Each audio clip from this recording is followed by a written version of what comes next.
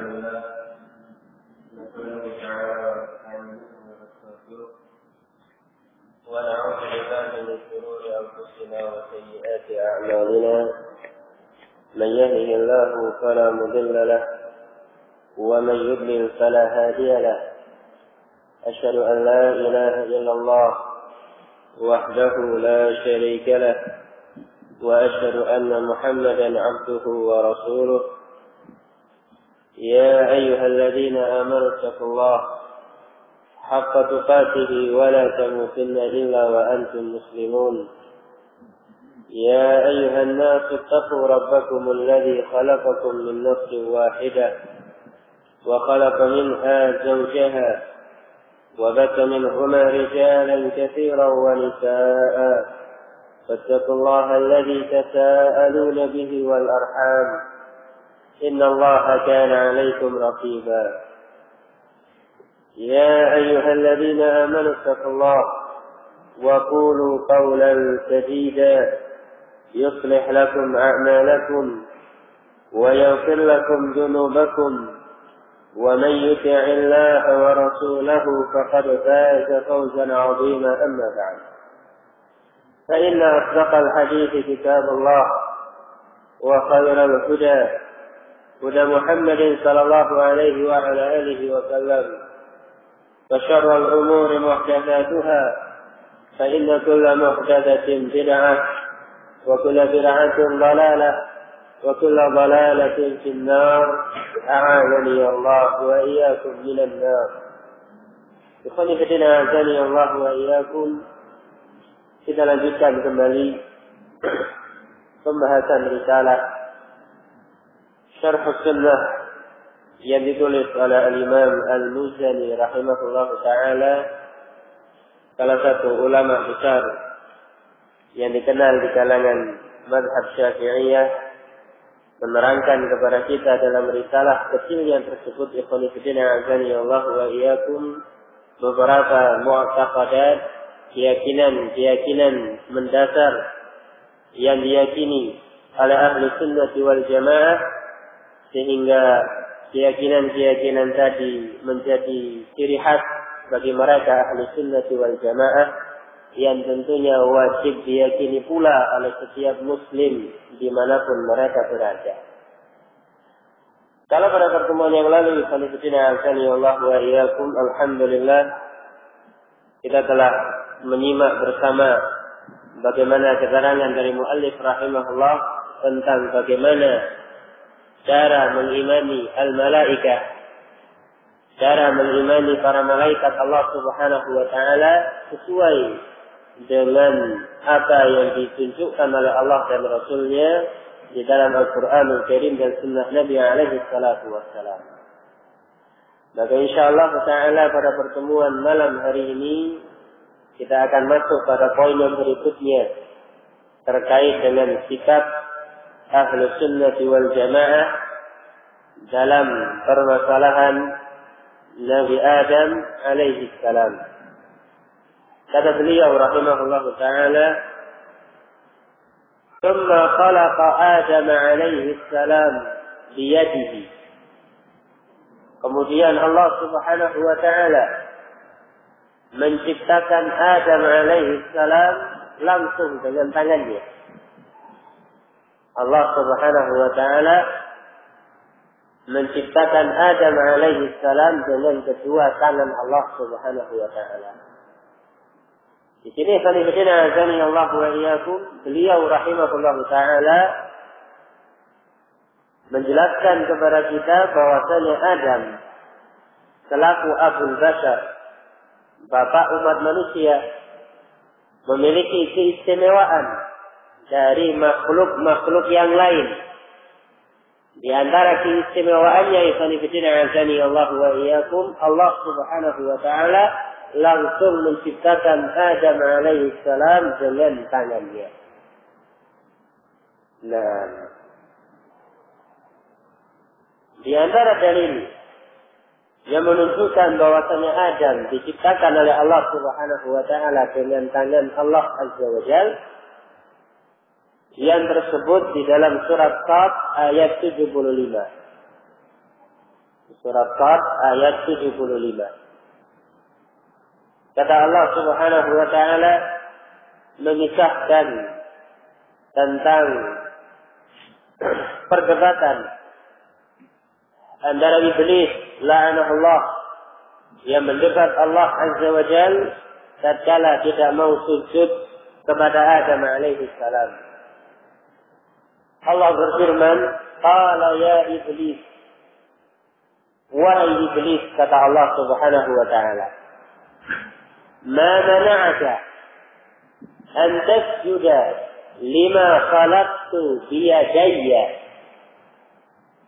Wahai iblis, apa yang menghalangi engkau?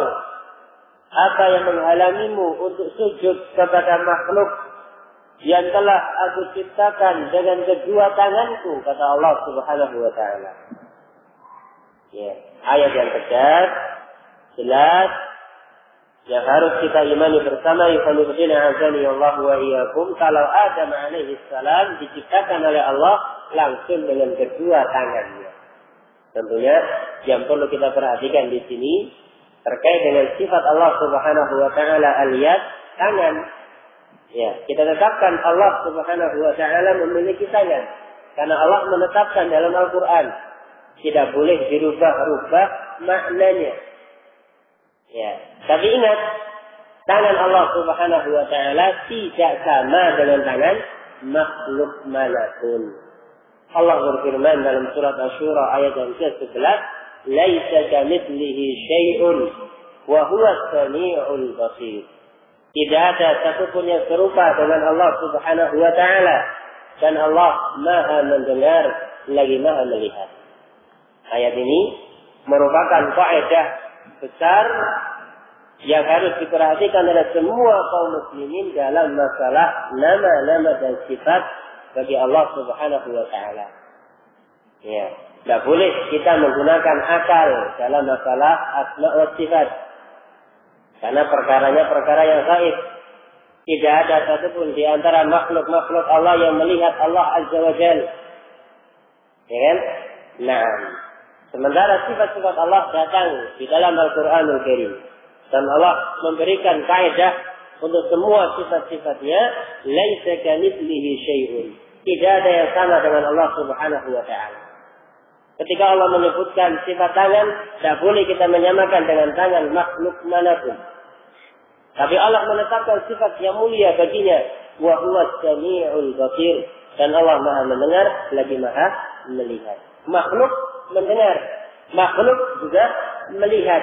Tapi dalam ayat ini Allah menjelaskan beda antara sifat yang dimiliki oleh makhluk yang penuh dengan kekurangan dengan sifat Allah Subhanahu wa taala yang maha sempurna dari segala sisi.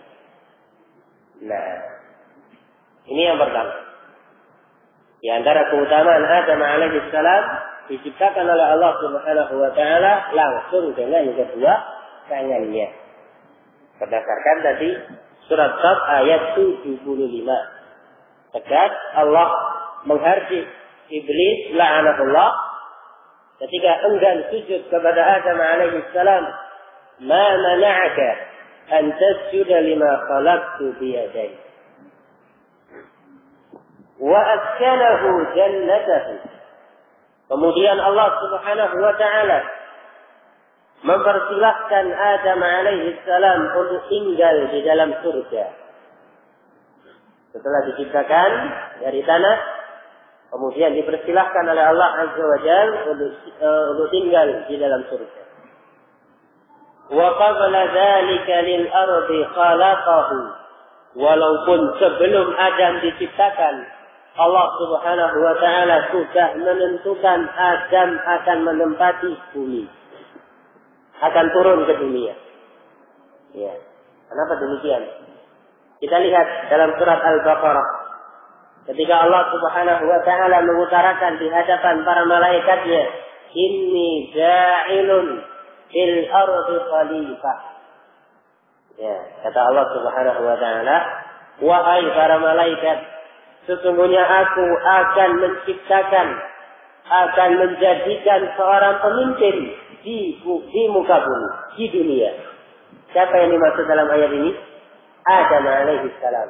Makhluk yang akan diciptakan oleh Allah Subhanahu wa ta'ala untuk menghuni bumi. Walaupun sebelumnya dipersilahkan untuk tinggal di dalam surga. Tapi memang tujuan diciptakan oleh Allah Subhanahu wa ta'ala untuk turun ke bumi. Sehingga tidak perlu ada pertanyaan Allah wa iyyakum, kenapa kok sampai diturunkan ke dunia? Kenapa kita Bani Adam, anak keturunan Adam alaihi salam, kok tidak tinggal di surga semua, pakai diturunkan ke dunia segala? Ya, nah, kemudian ada di antara sebagian pihak yang mungkin dengan pikirannya yang dangkal menyalahkan Allah Subhanahu wa ta'ala. Ya. Nah, ini pertanyaan yang keliru, ikhwan fillah azanillahu wa iyyakum. Enggak perlu ditanya-tanyakan kenapa sih Adam kok sampai kalah dengan iblis kemudian turun. Ya. Memang Adam alaihi salam diciptakan oleh Allah Subhanahu wa ta'ala untuk menjadi khalifah di muka bumi. Nah, wa nahahu 'anil syajarah. Dan Allah Subhanahu wa ta'ala melarang Adam dari sebuah pohon. Ya, ketika tinggal di surga, Allah mempersilahkan Adam untuk menikmati semua kenikmatan-kenikmatan surga kecuali satu pohon. Ya, nah, kecuali satu pohon. Nah, adapun penamaan pohonnya ikhwan fillah azanillahu wa iyyakum tidak disebutkan di dalam hadis maupun dalam Al-Qur'anul Karim. Ya, nah, dia masyhur di kalangan kaum muslimin dengan sebutan pohon khuldi. Ya, nah, itu nggak disebutkan di dalam Al-Qur'an maupun dalam As-Sunnah. Ya, nah, mereka mungkin mengambil dari lafaz ayat yang tersebut dalam surah Thaha, ya, waswas dari iblis kepada Adam. Ya. Hal adulluka ala syajaratil khuldi wa mulkin la yabla. Katanya iblis, maukah kamu wahai Adam tak tunjukkan pohon yang membuat kamu kekal? Syajaratul khuldi. Bukan nama. Ya, iblis yang memberikan waswas, ya, merayu Adam alaihi salam untuk memakan pohon tadi, kemudian dirayu oleh iblis dengan rayuan syajaratul khuldi. Pohon ini menyebabkan engkau kekal kalau memakannya. Wa mulkin la yabla, dan engkau akan menjadi raja yang punya kerajaan yang tidak pernah sirna, katanya iblis. Nah, ya, adapun karena tidak pernah disebutkan namanya secara langsung oleh Allah dan Rasulnya Shallallahu Alaihi Wasallam. Sehingga Allah melarang Adam alaihi salam dari sebuah pohon. Wallahu ta'ala a'lam pohon apa. Nah, itu hikmah dari Allah Subhanahu wa ta'ala. Qad nafadha qada'uhu bi akliha. Kemudian Adam alaihi salam dengan takdir dari Allah Subhanahu wa ta'ala memakan pohon terlarang tersebut. Tsumma batalahu bima nahahu anhu minha. Yang dengannya Adam alaihi salam diuji oleh Allah Subhanahu wa ta'ala. Tsumma sallata alaihi aduwwuhu wa ahwahu alaiha. Lantas iblis selaku musuh bagi Adam alaihi salam berhasil menguasai Adam. Kemudian Adam pun memakan buah terlarang tadi. Wa ja'ala aklahu laha ilal ardi sababan. Dan Allah Subhanahu wa ta'ala menjadikan perbuatan Adam yang memakan pohon tadi sebagai sebab dia diturunkan ke muka bumi. Fama wajada ila tarki akliha sabilan wala anhu laha mazhaban. Adam alaihi salam tidak bisa mengelak, ya, untuk memakan pohon tersebut karena memang sudah ditakdirkan oleh Allah Subhanahu wa taala. Memang dari asal penciptaannya Adam itu ja'ilun fil ardi khalifah, dijadikan sebagai pemimpin untuk di muka bumi. Salah satu sebab supaya Adam turun dari langit, ya, ditakdirkan oleh Allah Subhanahu wa taala memakan pohon larangan. Ya, memakan pohon larangan. Nah, di sini azani Allah wa iyyakum, ada beberapa faedah penting yang bisa kita ambil dari keterangan dari muallif rahimahullah terkait dengan Nabi Allah Adam alaihi salam. Kalau kita melihat di dalam Al-Qur'anul Karim, kita jumpai azani Allah wa iyyakum kisah seputar Nabi Adam. Mulai dari awal penciptaannya, kemudian Iblis la'anahullah yang menampakkan secara terang-terangan permusuhan kepada Adam dan anak keturunannya, kita jumpai dalam Al-Qur'anul Karim terulang dalam berbagai surat. Ya benar. Dalam berbagai surat. Kita buka surat Al-Baqarah, ketemu kisah Adam alaihi salam. Buka lagi azani Allah wa iyyakum dalam surat Al-A'raf, ketemu lagi ya, kisah masalah Adam alaihi salam. Dibuka lagi surat Qaf, ketemu lagi pembahasan masalah kisah Adam alaihi salam. Kenapa kisah Adam alaihi salam di dalam Al-Qur'anul Karim terulang pada beberapa surat? azani Allah wa iyyakum. Di situ ada nuktah, ada sebuah faedah penting yang diinginkan oleh Allah Subhanahu wa taala. Fungsi terulangnya penyebutan kisah Adam alaihi salam di dalam Al-Qur'anul Karim lil i'tibari biha, supaya umat manusia betul-betul mengambil ibrah dari kisah tersebut. Kisah dalam Al-Quran, walaupun singkat, azani Allah wa iyyakum, itu mengandung makna yang dalam, mengandung faedah yang sangat luas.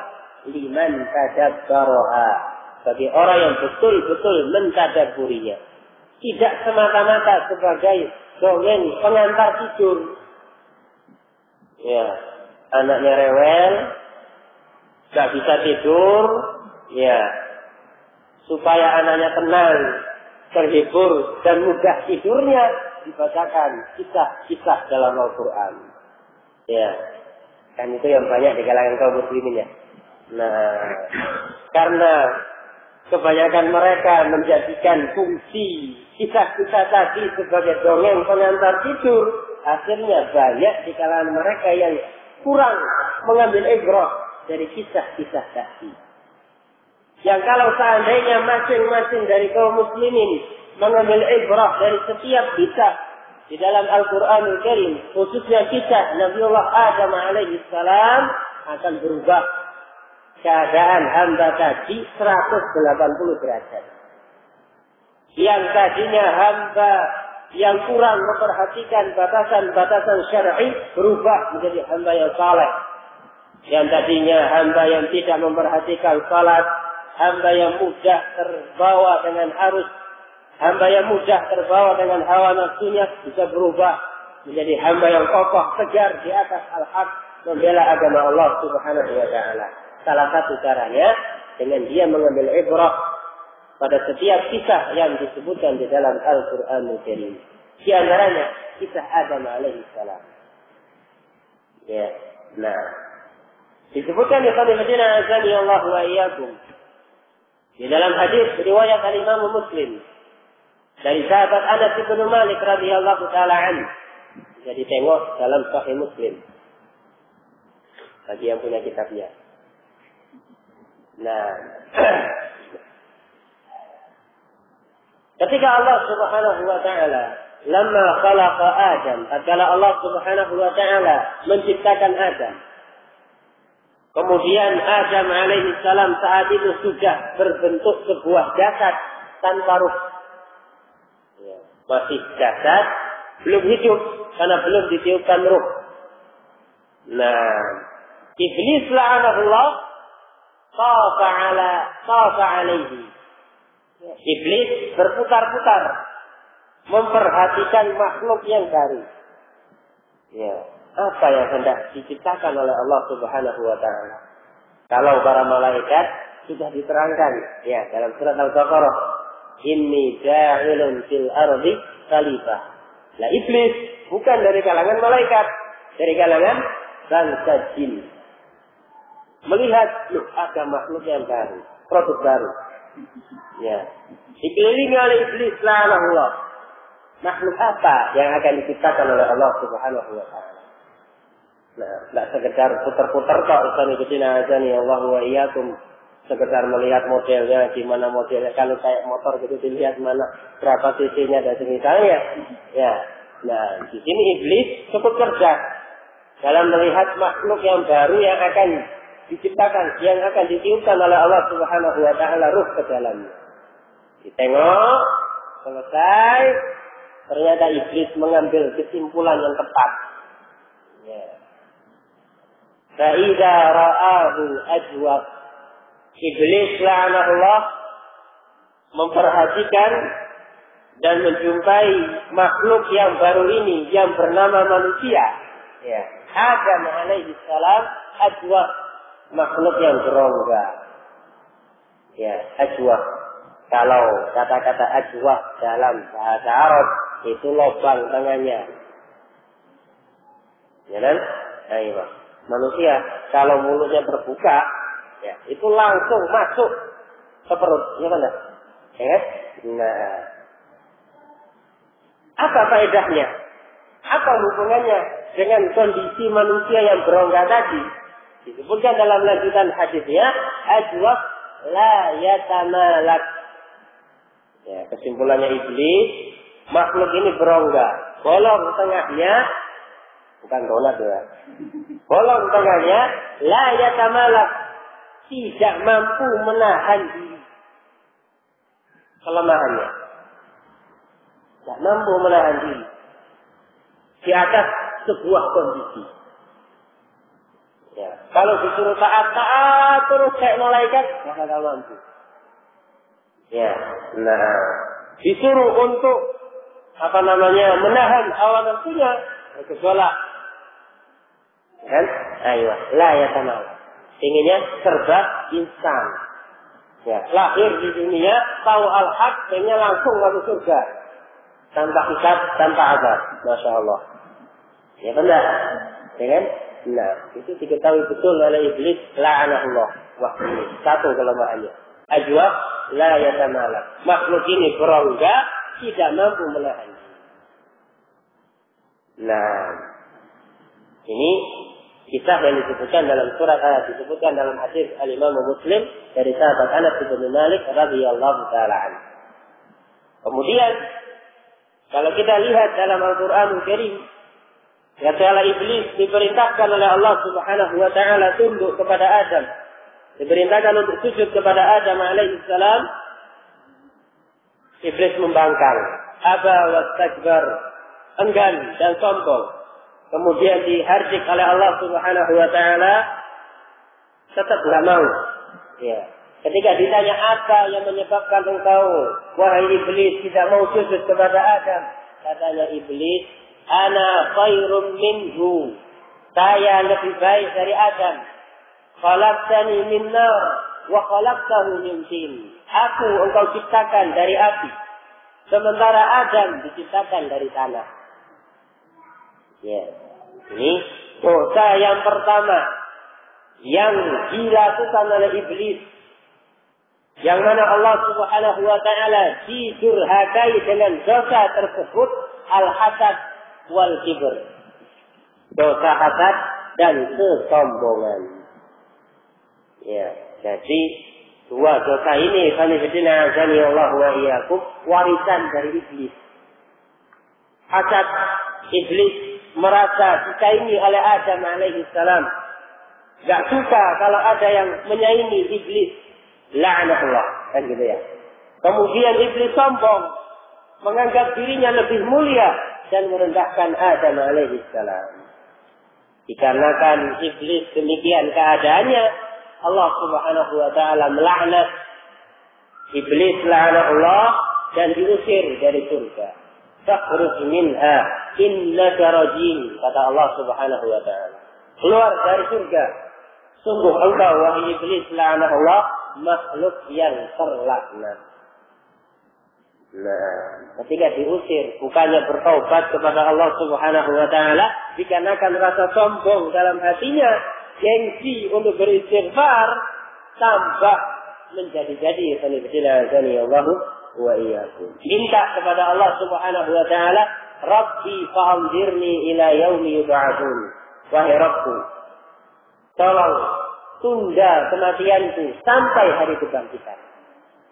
Minta dispensasi supaya nyawanya dicabut kalau sudah datang hari kiamat. Ya, umurnya panjang. Qala fa innaka minal munzirin. Dikabulkan oleh Allah Subhanahu wa taala.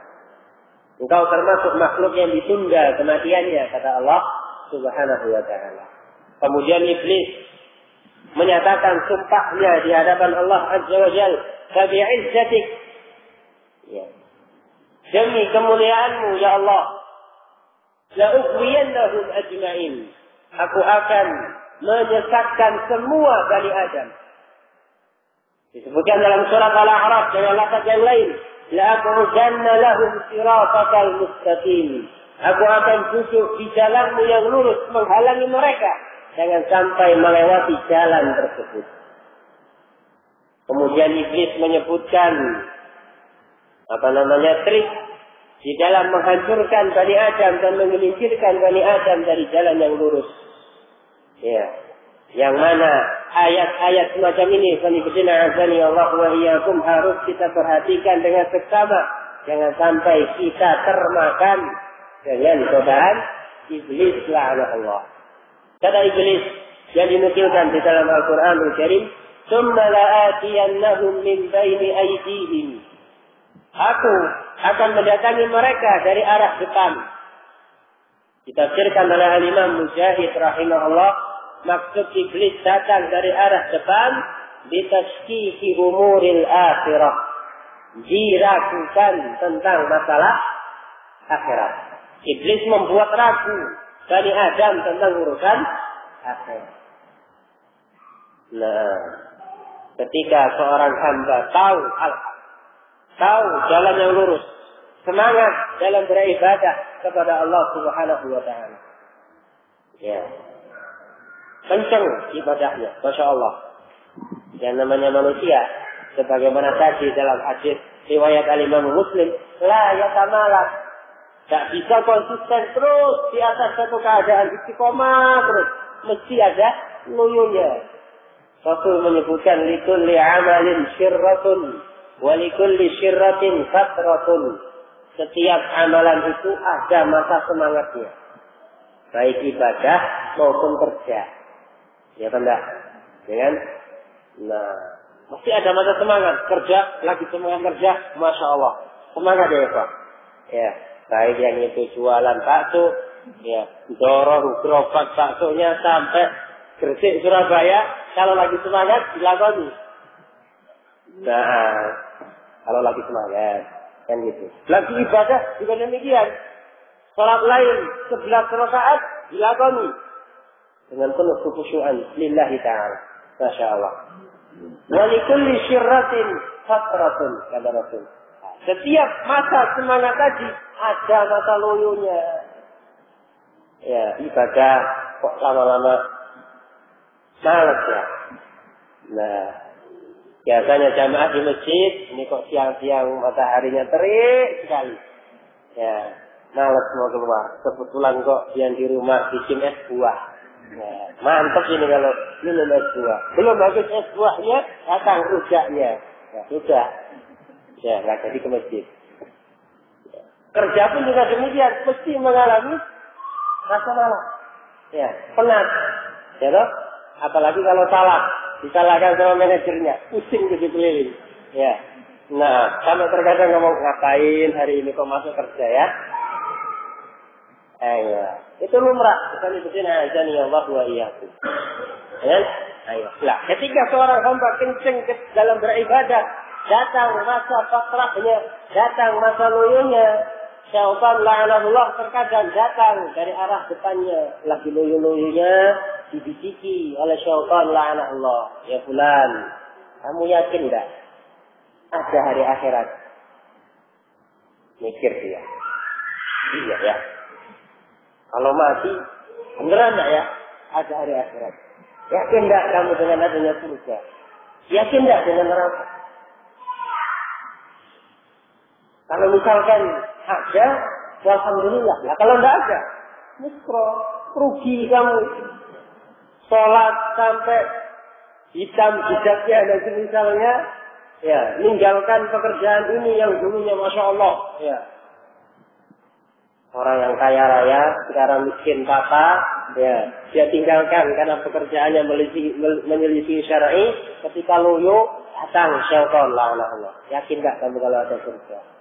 Kalau ada, tidak apa-apa. Kalau tidak ada, rugi yang sudah dunianya melarat, mati, selesai. Tidak dapat apa-apa. Ya, nah, mikir dia. Iya ya. Ya. Enak jadi orang-orang kafir.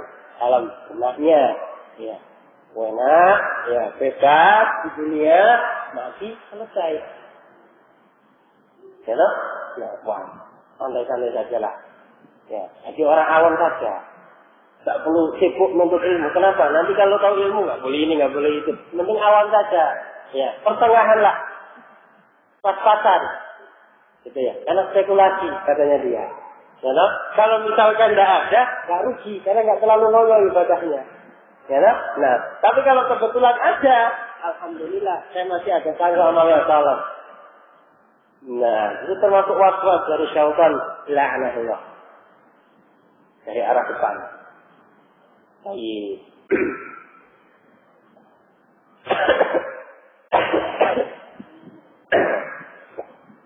Waswas yang satu ini, kali ini azani Allah wa iyyakum, ditepis dengan al-yakin, keyakinan. Kalau hamba tadi yakin dengan firman Allah Subhanahu wa taala, "Wa man asdaqu minallahi haditsa", siapa yang lebih jujur firman-Nya dari Allah Subhanahu wa taala? Yakin dia. Syaitan tidak tinggal diam, enggak gerak. Wa min khalfihim, dalam ayat tadi. Enggak bisa dari arah depan pindah dari arah belakang. Tahu hamba ini yakin, walaupun lagi loyo, yakin dia. Ini waswas dari syaitan. Saya yakin Allah Subhanahu wa taala Maha benar di dalam Al-Qur'anul Karim. Rasulullah alaihi salatu wasallam adalah hamba yang jujur menerangkan di dalam sunnah Nabi alaihi salatu wasallam. Yakin dia.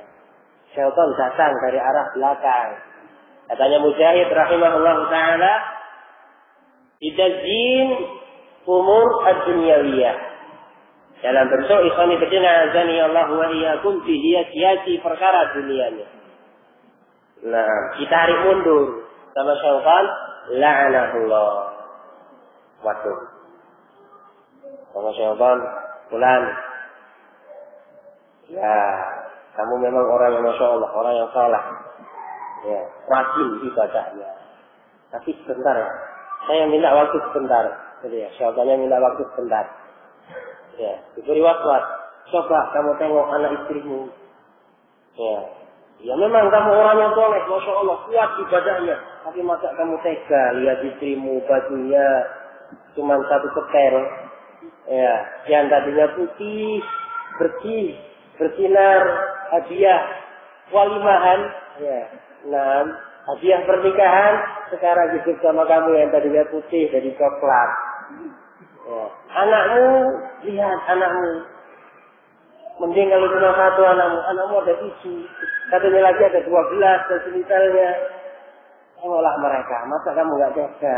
Masa kamu tega lihat istrimu demikian keadaannya, anakmu demikian nggak terurus dunianya, sudah rambutnya merah, kurus, kering, krempeng dan semisalnya, kamu masih beribadah. Mikir dia. Iya ya. Coba tengok si fulan temanmu yang dulu biasa kamu main kelereng. Ya, nah sekarang jadi bos besar. Ya, termasuk manajer smelting misalkan. Ya, lihat itu, masya Allah. Mobil ada, rumah terjamin, dan misalnya. Lihat istrinya, masya Allah, klemis. Ya, anak-anaknya, masya Allah, serawat, gemuk-gemuk, lucu-lucu. Anakmu, tak karu-karuan. Misalnya, ya lah. Itu tazyin umur ad-dunyawiyah, dihias-hiasi perkara dunia. Kamu bukan orang yang butuh, punya potensi untuk berhasil. Kalau temanmu saja yang dulu main kelereng kalah terus sama kamu, ya, tentunya kamu lebih bisa berhasil dalam perkara dunia. Kan gitu ya? Nah, ya memang kamu orang yang soleh, saya paham. Nah, itu syaitannya. Dalam hatinya, ikhwan-ikhwan azani Allah wa iyyakum. Terkadang seorang hamba ya, kalah dalam bab yang satu ini. Dia yakin ada hari kiamat di sana azani Allah wa iyyakum. Bahkan ada di kalangan kaum muslimin yang langsung melontarkan dengan lisannya, saya tahu kebenaran, saya tahu jalan yang sedang engkau tempuh saat ini adalah jalan yang hak. Tapi saya belum bisa meninggalkan, saya enggak tega dengan istri saya enggak tega dengan anak saya kalau sampai terlantar. Ketika harus meninggalkan pekerjaan yang sudah terlanjur penuh dengan kemaksiatan semacam ini. Gitu ya. Nah, hakada ikhwan-ikhwan azani Allah wa iyyakum. Was-was yang kedua ini ditepis dengan yang namanya as-sabr. Sabar. Ya, sabar dalam menghadapi ujian-ujian Allah Subhanahu wa taala dalam mengamalkan atau meniti as-sirat al-mustaqim. Jalan yang lurus menuju Allah Subhanahu wa taala. Kalau biasa dari salibina azani Allah wa iyyakum dibantu dengan keyakinan yang mantap, innallaha la yudhi'u ajral muhsinin. Sesungguhnya Allah tidak akan menyia-nyiakan balasan bagi orang-orang yang ihsan, yang mau berbuat baik, mengamalkan amal yang saleh sesuai dengan petunjuk Alkitab wa Sunnah. Yakin dan sabar menghadapi ujian dalam hidup. Terus berjalan, ya. Tak bakal makan batu, insyaallah. Ya. Nah, syaitan tidak jerah, datang lagi. Wa an aymanihim. Syaitan datang dari arah kanan. Dan dari arah kanan ini, fanifidina azani Allah wa iyyakum, cukup berbahaya serangannya. Katanya Mujahid rahimahullah, bisyubuhat. Digelincirkan oleh syaitan la'anahullah dari jalan yang lurus dengan syubhat. Ya, syubhat. Kerancuan berpikir dalam beragama. Ada dari sana ke sini azani Allah wa iyyakum. Sudah semangat, sabar menghadapi ujian-ujian hidup, pengen tahu al-haq yang sebenarnya, ternyata ditengok lah kok banyak sekali yang menyuarakan al-haq. Ya, dilihat sana ngaku ini yang paling benar, Ahlus Sunnah wal Jamaah. Lihat yang sana juga mengatakan Ahlus Sunnah wal Jamaah, berpedoman dengan Alkitab wa Sunnah. Satunya lagi sudah demikian. Ya, kami adalah kelompok yang benar sesuai dengan Alkitab wa Sunnah. Ya, bahkan kami enggak tanggung-tanggung menamai anak kita dengan Randit Quran hadis. Nah, gitu ya. Ya toh, nah, anaknya dikasih nama Randit Quran hadis, gitu ya. Nah, saking kencengnya. Oh iya, bingung dia ikan itu tidak azani Allah wa iyyakum. Nah, waswas yang ketiga ini ikan itu tidak azani Allah wa iyyakum lebih berbahaya dari waswas yang pertama dan waswas yang kedua. Kalau waswas yang pertama dan yang kedua, fitrah yang bersih. Ya, walaupun keilmuan tentang agamanya pas-pasan, tapi fitrahnya bersih, ikan itu tidak azani Allah wa iyyakum. Pakai logika saja menang melawan syaitan. Kan begitu ya? Nah, giliran waswas yang ketiga ini dengan syubhat, banyak di kalangan hamba-hamba Allah Subhanahu wa taala yang terkapar ya dari jalan yang lurus, dikarenakan diseret oleh syaitan la'anahullah dengan asyubhat. Ya, dengan syubhatnya. Yang satu karena dia orangnya temperamen, keras, sukanya yang kasar-kasar dan semisalnya, dikasih syubhat takfir. Ya, memang dia tipenya tipe idealis, gitu ya. Akhirnya dikasih yang keras-keras oleh syaitan. Masuk dalam pikirannya syubhat takfir. Lihat kaum muslimin jatuh dalam dosa besar, kafir. Pelaku dosa besar, kafir. Siapapun orangnya.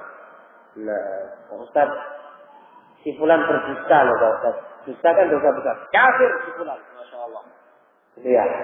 Nah, ini berbahaya ya. Azanillahu wa iyyakum. Nah, juga banyak yang lainnya azanillahu wa iyyakum. Yang ketiga ini ditepis azanillahu wa iyyakum dengan al-ilmun nafi'. Ilmu yang bermanfaat. Ilmu syar'i, ilmu agama Allah Subhanahu wa taala yang bermanfaat yang dimiliki oleh seorang hamba. Nah, yang ketiga ini harus dengan thalabul ilm, menimba ilmu agama Allah Subhanahu wa taala. Kalau sekedar pakai perasaan atau logika atau rasio dan semisalnya, enggak ketemu, kalah sama syaitan. Ya, kalah sama syaitan. Karena semuanya mengaku di atas al-haq. Dalam bahasa Arab mengatakan kullun yad'i waslan bi Laila wa Laila la tukirru lahum bidzaka. Masing-masing orang mengaku punya hubungan cinta dengan si Laila. Dan cuma ngaku kok, saya lu pacarnya Laila. Saya lu orang dekatnya Laila. Laila lu sukanya sama saya. Tinggal ngomong kok, semua orang bisa. Wa Laila la tukirru lahum bidzaka. Tapi kenyataannya Laila tidak pernah mengakui semua hubungan-hubungan tadi. Nah, begitu pula dalam masalah mengaku di atas al-haq, semuanya bisa. Dan tidak ada satupun kelompok sesat-sesatnya mengatakan saya kelompok yang sesat. Tidak ada. Sampai pengikut Nabi palsu sekalipun mengatakan ini yang benar. Ya benar. Ya kan? Jelas-jelas Nabi palsu. Mending kalau nabinya laki-laki ya. Ini nabinya perempuan. Azanillahu wa iyyakum. Mereka yakin kami yang benar. Tidak mungkin dikatakan kamu salah ya. Nabi itu kan palsu. Enggak, sama gila. Kan gitu. Ya, nah, untuk menentukan siapa yang benar azanillahu wa iyyakum harus memiliki pengetahuan tentang masalah ilmu agama Allah Subhanahu wa taala. Katanya sahabat yang mulia Ali bin Abi Thalib radhiyallahu taala an, sudah dinukilkan dari sahabat yang mulia Umar bin Khattab radhiyallahu taala an, al-haqqu la yu'rafu bir-rijal.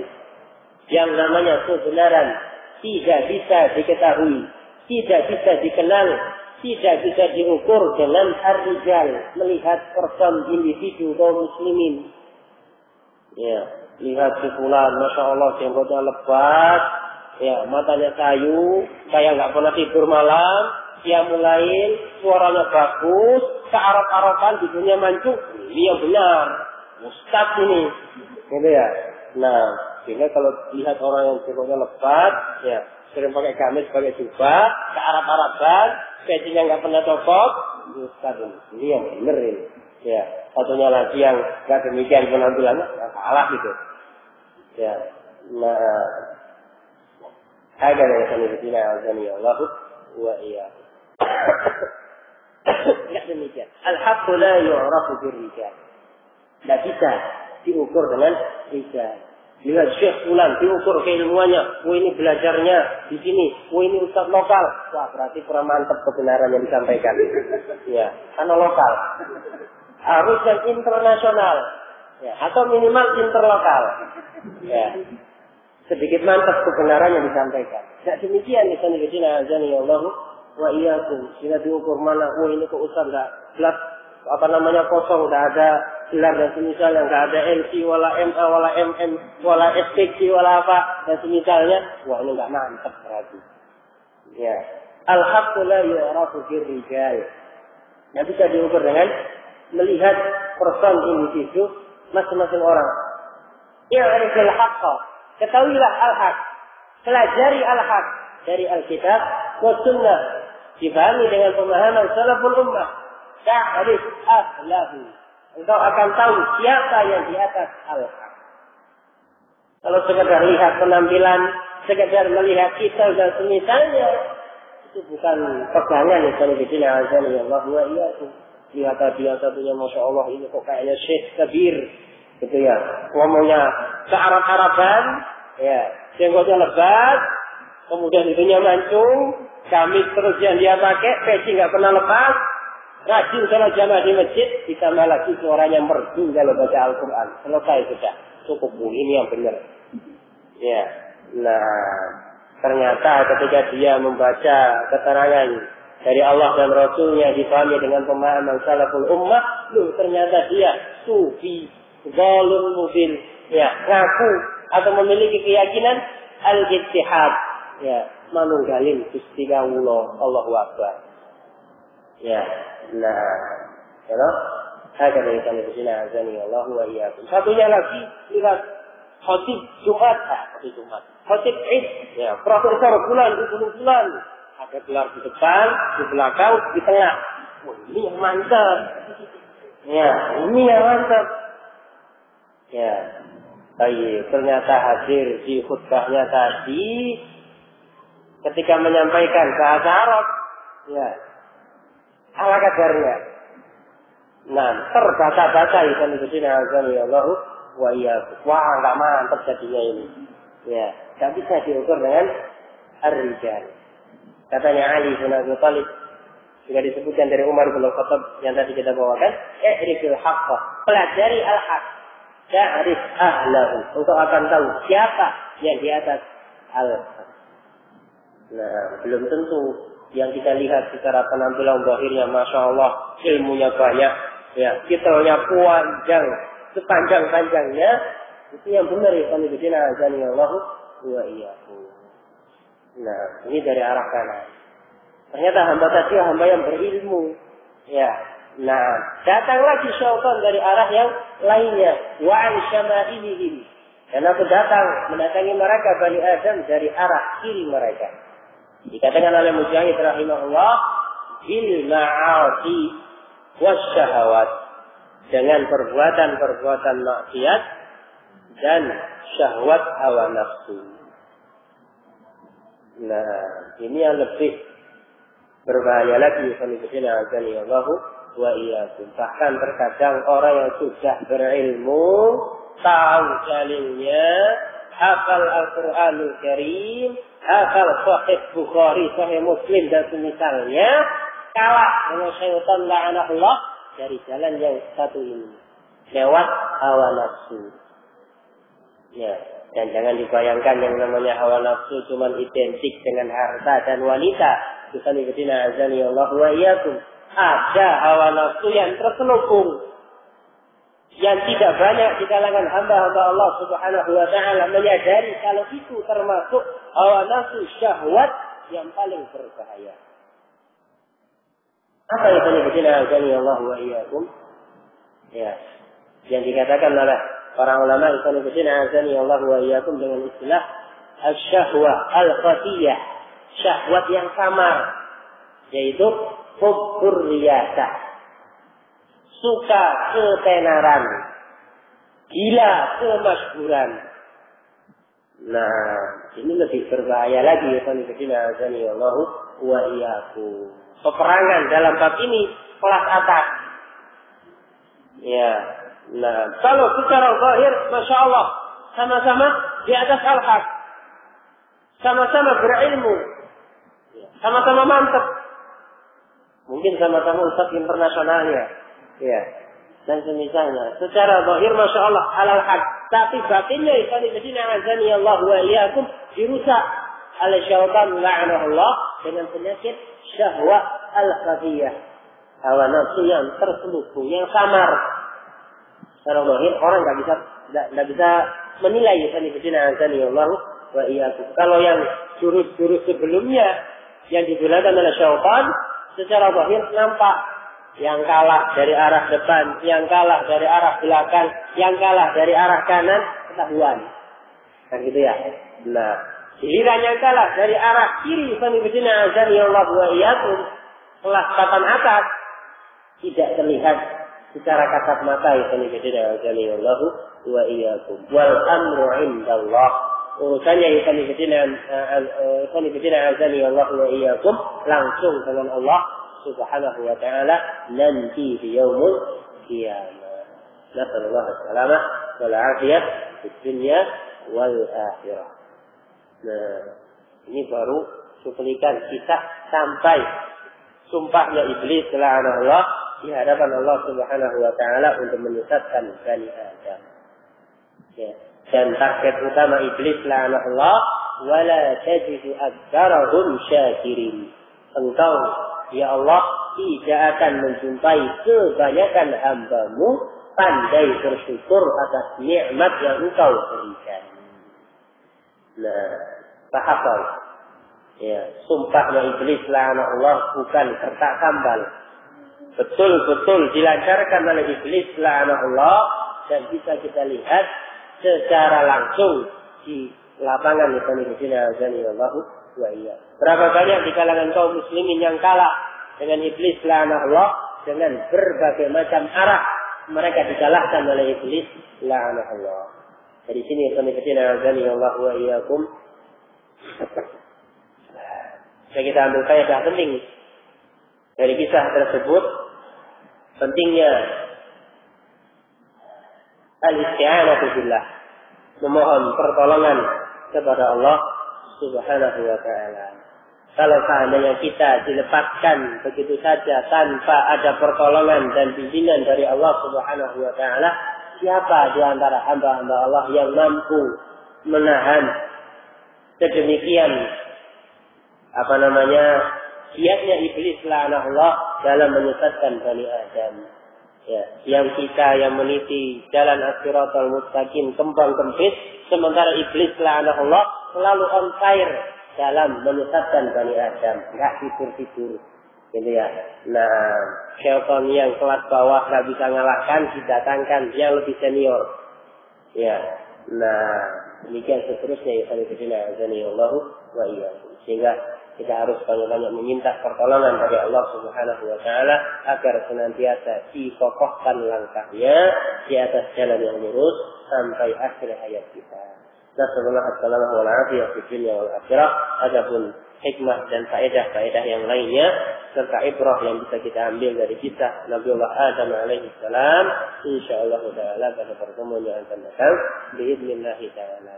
Subhanakallahumma rabbana bihamdik asyhadu an la ilaha illa anta astaghfiruka wa atubu ilaik.